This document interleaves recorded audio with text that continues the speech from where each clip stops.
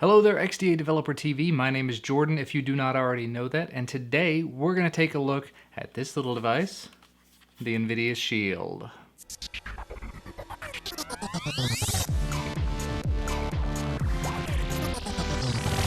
If you are not familiar with this device, it was announced by Nvidia at CES this year, and effectively it is a 5-inch 720p display with a quad-core Nvidia Tegra 4 processor inside of it, 2 gigs of RAM, 16 gigabytes of built-in storage, and a giant controller attached to it that is very, very similar to the Microsoft Xbox controller, but with a slightly different layout. You have a massive battery packed into this controller. I think they say it's a 3-cell, it's a 28.8 watt hour, which is approximately 7,300 milliamp hour battery. And realistically, all around, it is an extremely powerful device. Lots and lots of capability to it. There are, of course, a few fun little accessories to go along with this device as well, like this little molded case that fits nicely with it and has some room in here, I would assume, for these. These are the shield replacements, so you can take the device, magnetically pull off this, or pull off the magnetic clip. Slips right back on very quickly, very easily. So again, customizable, portable, fun, and that is essentially a hardware in a nutshell. As far as the software on this device is concerned, it comes out of the box running Android 4.2.1, and in reality, it is a very, very close to stock ROM. It of course has their Nvidia Tegra Zone app running on top of it, but of course it's a very highly customized version of the Tegra Zone app that will probably only work on Tegra devices. That gives you the at-a-glance games you can run on the device, games in the store that are recommended, custom curated by Nvidia, and links to be able to stream content directly from your PC to the device. But like I said, pretty much other than that, it's stock Android with the Nvidia proprietary blobs on top of it and those custom tweaks to make the controller work and be all controllery and actually be able to control the interface and use it as a mouse and all of that fun stuff. Now, in terms of using this as a gaming device, I did quite a bit of that over the last month or so that I've had the device, and honestly, it has been a pleasure. The games that I've found that I've been able to play on it, Nvidia suggests about 100 different games in the release documentation.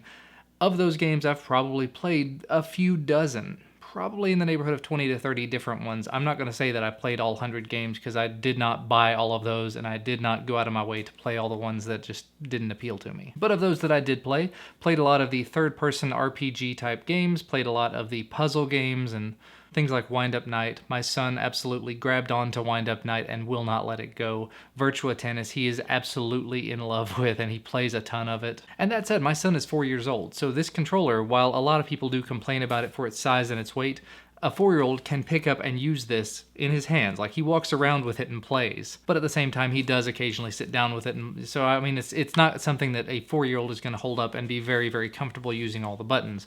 But it's also not so completely overwhelmingly heavy that it's going to just fall out of your hands or anything. But anyway, like I was saying, gaming on it is definitely an enjoyable experience with the right games.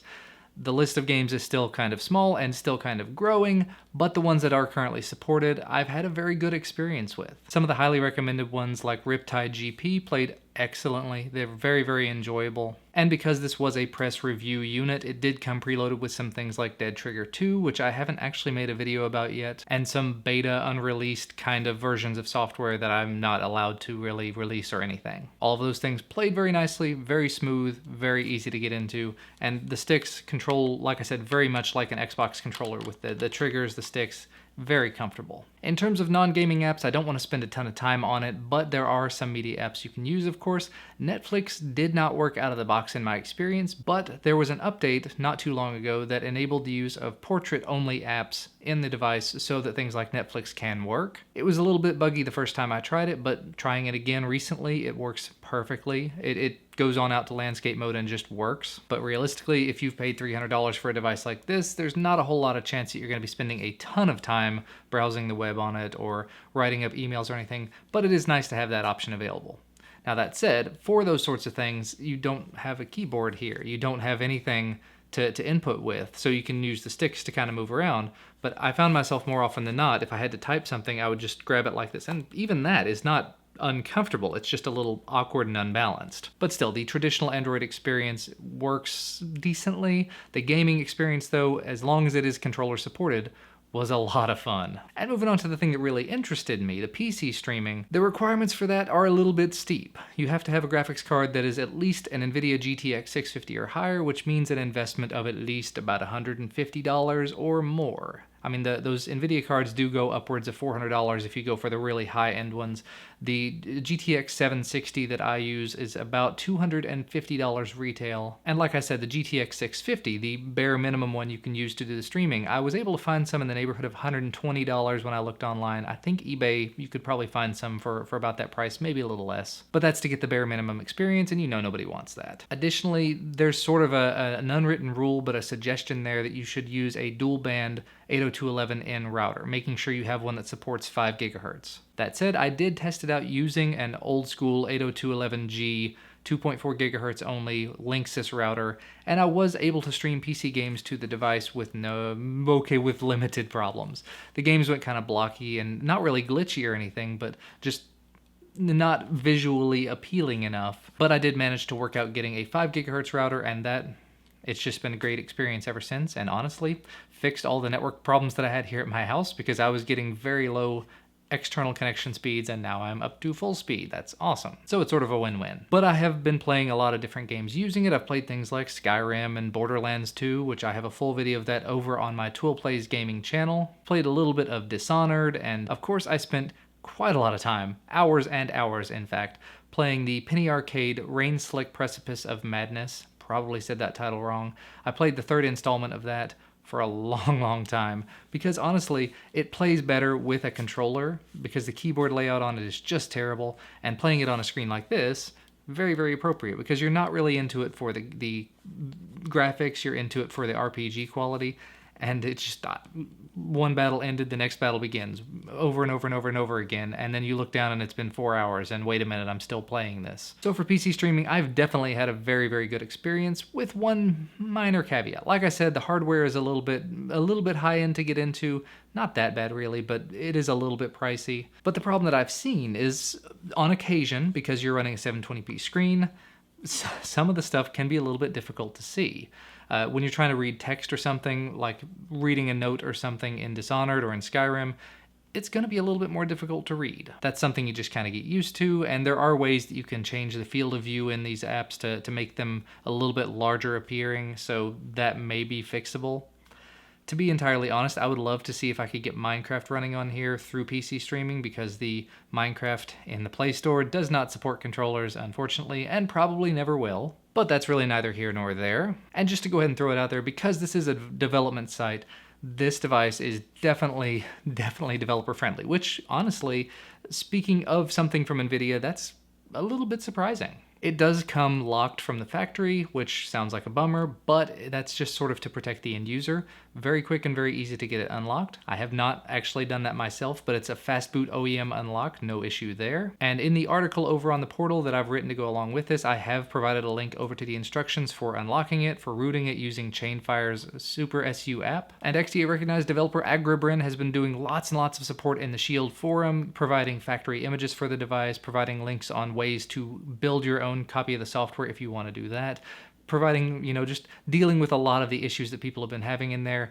I've been watching the forum a bit myself just to try to see if there's anything I can do to help out, because I've had my hands on it for quite a while now. So realistically, to kind of wrap things up, because I've been going on for a little while here, in my experience, this is an extremely well-built premium device. Lots and lots of potential there. In case I did forget to mention it before, because I do remember I forgot to mention it, it does have all these little ports on the back here. I talked about it in the unboxing. You've got this micro HDMI, which I've been using to stream content out to my HDMI capture card. Very handy. Micro SD, which you use for charging and data transfer, does not appear to be specific to one charger or another, so I was able to plug into my PC in charge, plug into any other micro USB in charge, although it may not be as fast. Micro SD card slot, which of course when you run out of space on this device, and with 16 gigabytes you're gonna run out of space. I checked earlier and I've got about 650 megabytes of space available. So yeah, you do have that micro SD card slot, which I believe it'll take an SDXC, which is up to something like 2 terabytes worth of space if you have an SDXC card that's that large. And of course you have the headphone jack, which I have not even used at this point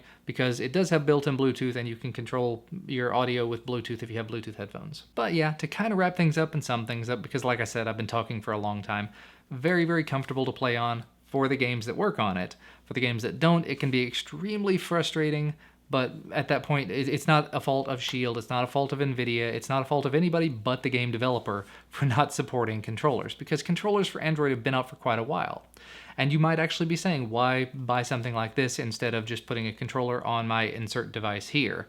If it's your phone that you're talking about putting a controller on, do you really want to walk around with that unbalanced, having to have something to attach to your phone and then using your phone's entire battery for gaming?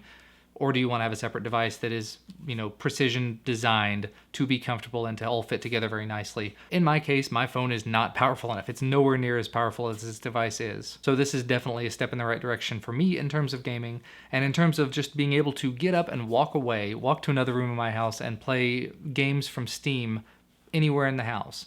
Very, very convenient. Not saying that this is let's take this to the bathroom and take a dump while I play Skyrim, although that would work. But in my case, this is more of a, my wife is going to bed and she's going to be messing around on her phone or reading a book or something, and I can lay in bed beside her and play Skyrim or play Dishonored or play Trials or whatever else I want to play. Or it's a beautiful sunny day and I'm going to go sit out under a tree in the backyard because I don't think the screen's going to work particularly well in direct sunlight, and play some quick Borderlands 2 or something. Any one of 100 other games or so. I honestly don't know how many in the Steam store have controller support. There's a decent list of PC games that are supported at this point or are considered to be supported, but really anything that has controller support should work pretty well with this.